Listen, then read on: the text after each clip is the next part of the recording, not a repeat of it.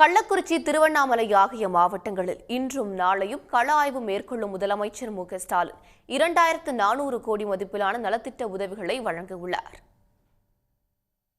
தமிழ்நாடு அரசின் மக்கள் நலத்திட்டங்கள் குறித்து முதலமைச்சர் மு.க.ஸ்டாலின் மாவட்ட வாரியாக கள ஆய்வு மேற்கொண்டு வருகிறார்.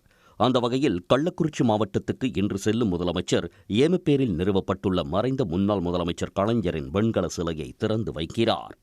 இதையடுத்து வீரசோழபுரத்தில் அனைத்து வசதிகளுடனும் அரசின் அனைத்து துறைகளும் ஒரே இடத்தில் செயல்படும் வகையில் 139 கோடி மதிப்பீட்டில் கட்டப்பட்டுள்ள 8 தளங்கள் கொண்ட மாவட்ட ஆட்சியர் அலுவலக கட்டடத்தை திறந்து வைக்கிறார்.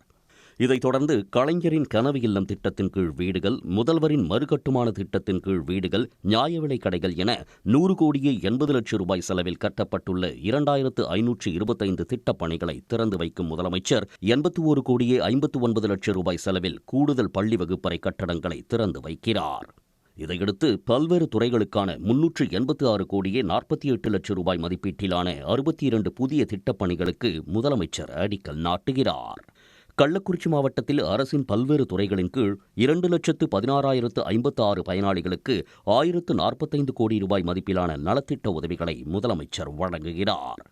இதைத் தொடர்ந்து நாளை திருவண்ணாமலை மாவட்டத்திற்கு செல்லும் முதலமைச்சர் 63 கோடியே 74,000 ரூபாய் மதிப்பீட்டிலான 46 புதிய திட்டப் பணிகளுக்கு அடிக்கல் நாட்டி பல்வேறு துறைகளின் சார்பில் 2,66,194 பயனாளிகளுக்கு 1,400 கோடியே 57 லட்சம் ரூபாய் மதிப்பிலான நலத்திட்ட உதவிகளை வழங்குகிறார்.